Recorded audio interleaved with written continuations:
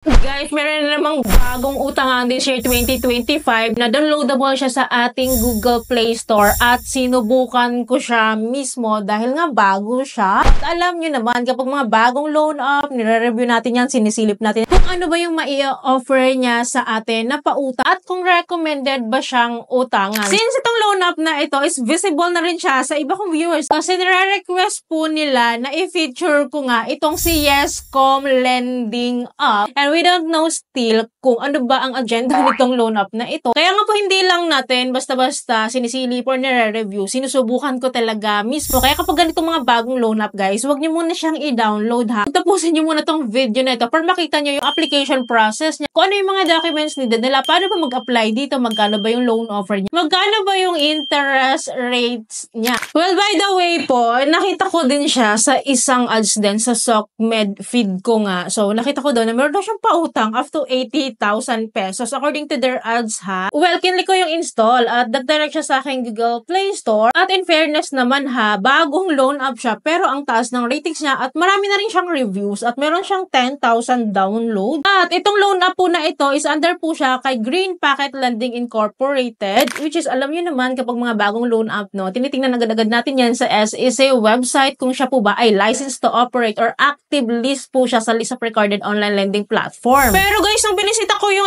SEC website, wala po ako makita doon na Green Packet Lending na ito nga, itong si Yescom nga, wala siya. So I don't know kung dahil bago siya or hindi pa siya nakaregister talaga. Well, red flag yung ganun ha, na wala siya sa active list ng SEC website. And itong loan up kasi na ito, sabi ko nga sa inyo bago siya dahil ka-release lang din yan ditong March 2025 at nagkaroon po siya ng update agad-agad this April 2025 lang, kaya deserve talaga reviewin. Well, dahil gusto ko siyang silipin, no, in-install ko po yung app. And then, pag-open ko po, so meron naman po tayong mga permission application dyan for us to proceed the application process. So, agree lang natin yan. And then, dito po sa may dashboard niya, nagpapautang daw siya ng up to 70,000 pesos. Kanina, sa ads niya sa aking SOCMED feed is 80,000 pesos yung in-offer niya. And guys, kung first time pa lang tayo dito, huwag tayo mag-expect na makukuha talaga natin tong ganito kalaking amount or malalaking amount na i-offer nila sa atin. So, usually po, ito lang yung maximum amount na pwede nating makuha in the long run. Pero kapag new pa lang tayo dito, new applicant pa lang tayo dito, o-offeran niya po tayo ng mas mababang amount. So anyways, proceed tayo sa application. Click lang natin tong apply now. And then here po, I need to input my mobile phone number. After that, magsasend sila sa atin ng verification code. And to my surprise, guys, ang nagpadala sa akin ng verification code is si Easy Borrow Loan Up, which is na-feature ko na tong loan up na ito at I don't know kung iisa sila or siya yung loan provider nitong si Yescom Lending. Kasi itong Yescom Lending po is an app name lang po ito. So, ang nakapaloob dito is si Easy Borrow or siya yung provider ng loan app na ito. Oh, well, for your information, si Easy Borrow Loan App po is under po siya kay Wing of Integrity Lending Corporation, which is actively po, siya po ay nakaregister sa SEC website. So,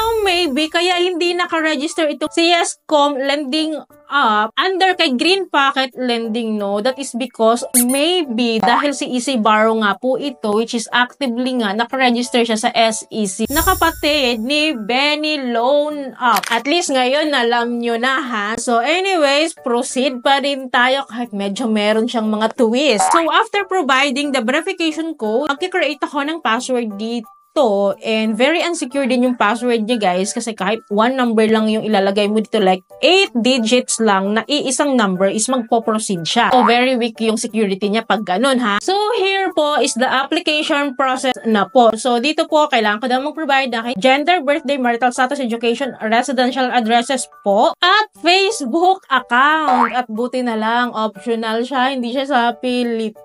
So, ayaw natin na mayroong mga Facebook account na involved dito sa application ng isang loan app. Dahil alam nyo na yon. And dito po sa baba, may nire-require po siyang alternative or alternate mobile number. So, kailangan natin mag-provide dito ng another mobile phone number pa. So, anyways, kapag na-provide na po natin mga needs nila dito, next step po tayo, which is the contact information na po. So, this time po, nanghihingi po sila ng 5 contact information or character references po. And hindi po siya manually fill up po. So, So, magdadirect po siya sa ating phone book list. After ko ma-provide yung kanilang contact informations here, the next step, which is the facial recognition na po. So, magsiselfie lang po tayo dito. And then, followed by their ID information po. So, ito po yung mga IDs po na hinihingi po nila. So, pipili lang po tayo ng kahit isa lang po dito. After that, pipicturean din po natin yung ating ID. And then, kapag napicturean po natin, we need to input our ID number. And then, dito sa baba po, pipilapan din natin yung ating name. So, next step po tayo, which is the work information na po yung hinihingi nila dito. So, dito po nag-accept sila ng kahit student, unemployed, housewife, or kahit no work ka dito. So, nag-a-accept naman sila. Marami po silang choices dito, pero ang pinili ko lang po is unemployed para malaman natin kung kahit unemployed ka is maa-aprubahan ka ba. And then right after dyan, pifilapan din po natin yung mga income details natin dito, and then our email also, nagre-require po sila niyan, and then our company details. Well, after that, move on tayo, and here po is the withdrawal method. So, dito po, e-wallet lang po yung tinatanggap nilang payment option dito. Walang bank transfer, bank accounts, or remittances, e-wallets lang. Tatlo lang din yung ina-accept nila. So, GrabPay, PayMaya, tsaka si GCash. So, for me, si GCash yung pinili ko. And medyo kinakabahan ako dito, guys, kasi mamaya baka auto-disbursement siya. Kasi nagre-require na siya ng withdrawal info kahit hindi pa natin nakita yung kanyang loan summary or loan detail. So, let's see. Wala tayong magagawa kailan fill upan to para makapag-proceed tayo sa next step. And then, yun nga, buti na lang, no, hindi siya auto-disbursement. Kasi pinakita niya sa akin yung kanyang loan summary. Para bago tayo mag-decide na mag-withdraw dito, no, at least nakita natin. Well, here po, meron akong maximum offer from 3,500 to 6,500 pesos. And then, meron siyang loan duration of 60 days to pay. Well, meron silang binabawas sa akin na admin amount na 1,050 to 1,950. So, depende kasi yun sa loan amount na ilo-loan ko. If 3,500 yung kukunin ko, ang babawas nila sa akin is 1,050. Ngayon, kapag 6,500 yung kukunin ko, ang ibabawas nila sa akin is 1,950. Pero wala daw siyang interest rate, 0. Pero meron mo siyang admin amount, which is ganun din yun, no? And ang marireceive ko na nga lang daw po, if 3,500 yung kukunin ko, 2,450 na lang marireceive ko. Ngayon, kung 6,500 yung ilo-loan ko, ang marireceive ko na lang po is 4,550 pesos. So, lumalabas po na 30% of the loan amount, yun po yung admin fee nila or yung fees nila or yung effective interest rate na binabawas na po nila sa akin agad-agad. Kaya po hindi ko siya buong matatanggap. And then, sabi niya dito, di ba, yung loan duration niya is up to 60 days. Ito yung maximum. Kasi dito, guys, sa may baba, nakalagay yung payment dates niya. And then, makikita niya dyan na within 7 days ko lang talaga siya babayaran sa first payment ko. Nakakaloka. And guess what, guys? Tignan niyo yung repayment plan ko dito. So, sa schedule 1 ko, which is sabi niya step 1, step 2, step 3. Pero schedule terms po nila ito. Medyo magulo yung bracketing niya. Kasi nga, hindi pa naman tiyak magkano talaga yung ibibigay niya sa akin na loan amount. Kasi nagre-range pa rin siya dito, no? Sa schedule 1, 3,150 to 5,850 yung babayaran ko in case. So, if ever, yung binigay nila sa akin na loan amount is 6,500 sa first term po, within 7 days to pay, is magbabayad na agad ako ng 5,850 pesos. And then, sa second schedule ko, which is by May na, monthly na ito ha, by May, 325 din babayaran ko. By June, is 325